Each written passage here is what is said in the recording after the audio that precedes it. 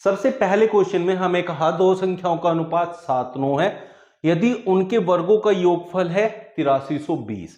इसका मतलब क्या है कि जो वो संख्या होगी उन दोनों संख्याओं का वर्ग किया और उनको आपस में जोड़ा और तब हमें 8320 प्राप्त हुआ। यदि दोनों संख्याओं का योगफल ज्ञात करना है तो दोनों संख्याओं का योगफल हमें किस में दिया हुआ है, ऑप्शन में। तो ऐसे टाइप के जो भी क्वेश्चन है वो आपको ऑप्शन की हेल्प से करने हैं।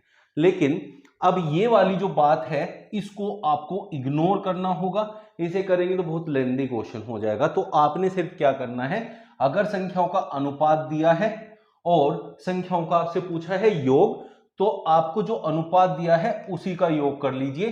7 और 9 16 ये अनुपात का योग है। ऑप्शन में जो दिया है वो संख्याओं का योग है और संख्याएं अनुपात के गुणा में होती है, इसलिए उनका योग भी उनकी जो अनुपात है उनके योग के गुणा में होगा। तो 16 के गुणा में जो भी ऑप्शन होगा वो आपका आंसर होगा। 16 8 128, तो आपका आंसर हो जाएगा 128। इस टाइप से करना है, पूरा सोल्व करने की जरूरत नहीं है। दो संख्याओं में से पहली संख्या दूसरी संख्या की 3/4 है यदि दोनों संख्याओं के व्युत्क्रमों का औसत है 7/72, तो दोनों संख्याओं का योगफल ज्ञात कीजिए। कितना अच्छा और इंपॉर्टेंट क्वेश्चन आप लोगों के सामने है और ऐसी बढ़िया सी आसान सी ट्रिक आपको सिखाने वाला हूं जो कहीं नहीं मिलेगी। देखिए क्या है, उसने कहा पहली संख्या दूसरी संख्या की 3/4 है। पहली संख्या दूसरी संख्या की क्या है, 3/4। अगर दूसरी संख्या 1 है तो पहली संख्या उसका 3/4 मतलब 3/4 होगी। अगर मैं इन दोनों को जोड़ूं बच्चों तो क्या आएगा, 4 एकम 4 और 3 7/4। अब ऊपर जो है वो संख्या का गुणा है, तो इसका मतलब ऊपर वाला जो यहां आपका अंश है उसकी गुणा में जो भी संख्या आपके ऑप्शन में होगी वो ही हमेशा आपका आंसर होगा। तो 7 के टेबल में पूरे ऑप्शंस में कौन है, 21, तो ये आपका आंसर होगा। बाकी जितना भी क्वेश्चन दिया है हमारे किसी काम का नहीं है, उसके लिए ना कंफ्यूजन रखना अपने माइंड में और ना ही टाइम वेस्ट करना। एक वस्तु 18% की हानि पर बेची गई, जिस भी रेट पे हमने बेची उसमें हमें 18% का हो गया नुकसान। यदि उसे 2475 रुपए अधिक में बेचा जाता, ठीक है भाई, 2475 ज्यादा रुपए में बेच दिया तो 12% का लाभ हुआ होता। अभी तक तो हमें 18% का नुकसान हो रहा था। 2475 रुपए ज्यादा मिलते ही हमें फायदा हो गया। भाई फायदा कब होता है, जब हमारा नुकसान पूरा हो जाए और उसके बाद हमें कुछ बच जाए, तभी तो फायदा होता है। तो इसका मतलब इस 2475 रुपए ने ये 18% की हानि भी पूरी कर दी और ऊपर से हमें 12% का फायदा भी दे दिया। तो 18% वो पूरे हो गए, 12% अधिक मिल गया, 30%।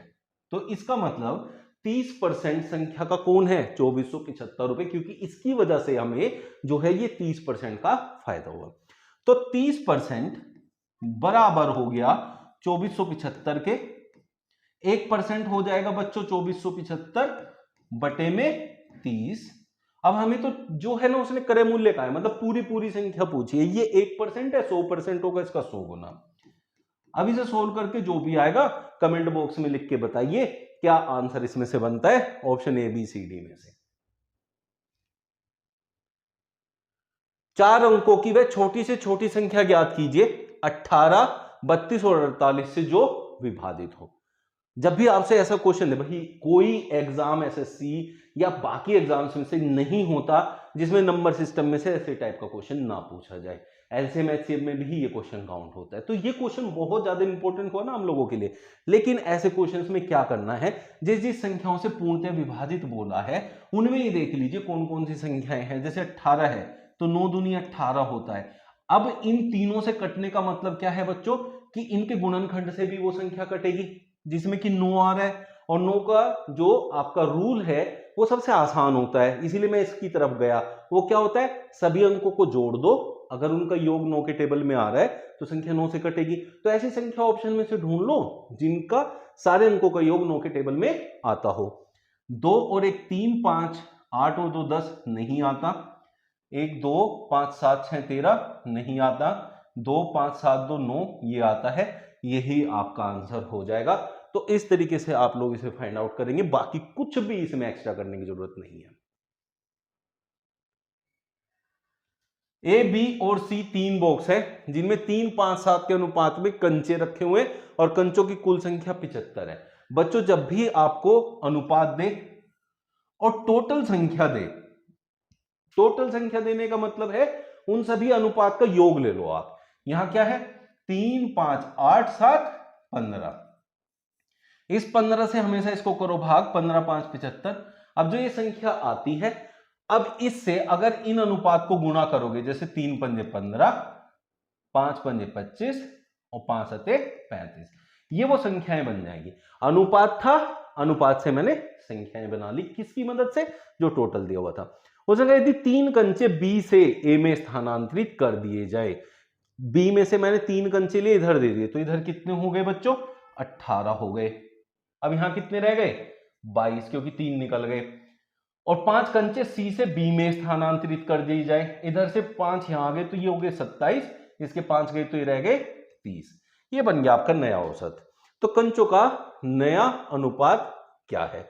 अब देखिए तीनों 3 से कट रहे हैं, तो 3 छंग 18, 3 नम 27, 3 नम 30, 6, 9 और 10 का अनुपात बनेगा, ऑप्शन डी में दिया हुआ है। इस टाइप से आप लोग कर सकते हैं, जो भी पूछे वो अप्लाई कर ले उसी के अकॉर्डिंग, जैसे जैसे सिचुएशन दी हुई है।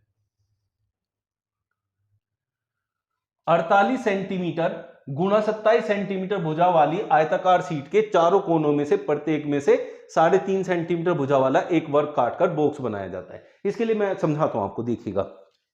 ये मान लिया हमारे पास ये सीट है जिसमें से 48 सेंटीमीटर लंबाई है और 27 सेंटीमीटर उसकी चौड़ाई है। ध्यान दीजिए, अब उसने क्या कहा है, 3.5 सेंटीमीटर भुजा वाले एक वर्ग काटकर, मतलब इधर भी 3.5 है और ऊंचाई भी 3.5 है। ये मैंने यहां से काट ली, इधर से भी कटेगी, इधर से भी कटेगी, इधर से भी, इधर से भी, और बॉक्स बनाएंगे। ऐसे काट दिया मैंने, काट के ये हमने बॉक्स तैयार कर लिया बच्चों। ये देखिएगा ध्यान से आप लोग। तो आप लोगों ने क्या देखा, इसमें क्या समझ में आया आपको, कि इधर से देखिए, इधर से 3.5 कट गया, इधर से 3.5 कट गया, तो लंबाई जो है 7 सेंटीमीटर कम हो गई। मतलब जितना ये काटता है इसका डबल कम होती है लंबाई, तो चौड़ाई भी तो उतनी कम हुई है, 3.5 इधर से, 3.5 इधर से, तो क्या हो गया 7 ये कम होगा 20 रह जाएगा, 7 ये कम होगा 41 रह जाएगा बच्चों। अब देखो ये ऊंचाई कहां से आई, ऊंचाई डब्बे की ऊंचाई कहां से बनेगी, डब्बे की ऊंचाई वो बनेगी जो आपने काटी है, मतलब 3.5, तो ये 3.5 ऊंचाई का काम करेगा। तो आपके पास नई लंबाई, नई चौड़ाई, नई ऊंचाई आ गई। तो उसने कहा इसका आयतन पता करना है। आयतन क्या होता है, लंबाई गुणा चौड़ाई गुणा ऊंचाई। 3.5 दूनी 7, 7 चौक 28, 2 8 7 0, जो कि ऑप्शन सी में दिया हुआ है। इस टाइप से, ऐसे टाइप के क्वेश्चन आप लोग करते हैं। लंबाई में से जो भी वो यहां कहता है उसका डबल माइनस करना है, चौड़ाई में से भी, और ये बनेगा उसकी ऊंचाई। हमेशा इसको अप्लाई करो, इस टाइप के सारे क्वेश्चन सोल्व हो जाएंगे।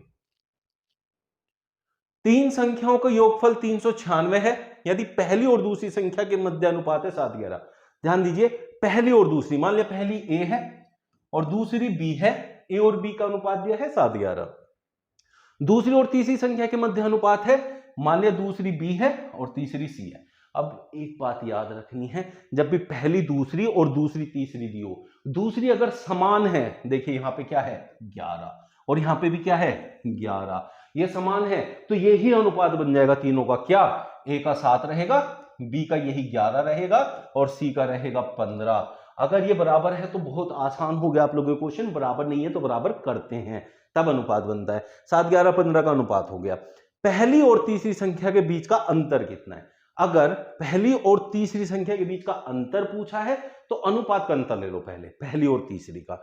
7 और 15 का अनुपात कितना है बच्चों, मतलब अंतर कितना है 8 है, ठीक है 8 है, तो 8 के टेबल में ही जो भी ऑप्शन है वही आंसर है। 86 94 85 और 96 में से सिर्फ 96 ऐसा है जो 8 के टेबल में है, तो यही आंसर हो गया। तो आपने क्या करना है, ऑप्शन की हेल्प से आपको आंसर फाइंड आउट करना है। एक वस्तु अपने अंकित मूल्य के 65% पर बेची गई और इससे उस पर 30% का लाभ प्राप्त हुआ, उसके अंकित मूल्य का उसके क्रय मूल्य से अनुपात याद कीजिए। कहीं ऐसी ट्रिक नहीं मिलेगी, इस क्वेश्चन के लिए स्पेशल है, ध्यान दीजिएगा। क्या करना है इस क्वेश्चन में, ये क्या है 30% का लाभ, तो इसको ऊपर लिखना है। 30% का लाभ का मतलब होता है बच्चों 100 में 30 ऐड होगा, मतलब 130% हो जाएगा।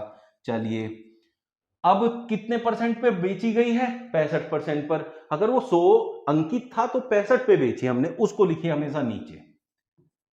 65 दूनी 130, नीचे एक आ गया, तो यही आपका अनुपात होगा। बस इतना सा काम आप लोगों ने करना है, तो अंकित का क्रय मूल्य से अनुपात आपको मिल जाएगा विद इन सेकेंड। बोर्ड मास का एक अच्छा सा क्वेश्चन आप लोगों के सामने सोल्व कर लेते हैं, समझ में आ जाएगा बोर्ड मास को कैसे अप्लाई किया जाता है। बोर्ड मास में सबसे पहले बी होता है, बी का मतलब होता है ब्रैकेट, तो ब्रैकेट यहां दिया हुआ है, पहले ये सोल्व करना है। तो ये क्या है बच्चों? 5, 4 का स्क्वायर होता है 16, तो ये पूरा बनेगा 21, हो गया हमारा ब्रैकेट सोल्व। सबसे पहले ब्रैकेट सोल्व होता है। फिर ओ का मतलब होता है ऑफ, ऑफ ये रहा इन दोनों के बीच, मतलब ऑफ का मतलब होता है गुणा और x, तो इसे लिखेंगे 3x, भाग करके लिखेंगे बच्चों 3x माइनस, फिर देखिए यहां डिवाइड मल्टीप्लाई, तो अभी डिवाइड से आगे हम यहां जा रहे हैं, तो पहले मल्टीप्लाई यहां देखें, 2 चौके 8 यहां लिखेंगे, क्योंकि अभी डिवाइड वाला सेक्शन आना है। अब क्या है? पहले डिवाइड होना है, तो पहले डिवाइड होना है तो इसको इससे भाग करेंगे, 21 बटे में 3x, ये -8 उधर चला जाएगा तो +8 हो जाएगा, तो -7 + 8, 3 सते 21, और 8 में से 7 जाएगा बच्चों, 1 बचेगा, इधर ये 7 बचा, 7 बराबर x की गुणा होके उधर x बन जाएगा, तो आंसर आ गया ऑप्शन सी। इस तरीके से आप बोर्ड मास अप्लाई करें, फिर भी कोई डाउट है तो कमेंट बॉक्स में लिखना ना भूलें। 8500 की धनराशि ब्याज दर पर 5 वर्षों में 11,900 हो गई। ठीक है भाई, यदि ब्याज की दर में 3% की वृद्धि हो जाए तो उस अवधि में प्राप्त होने वाली धनराशि ज्ञात कीजिए। ये याद दीजिए, उसने क्या किया? ब्याज की दर में 3% की वृद्धि कर दी।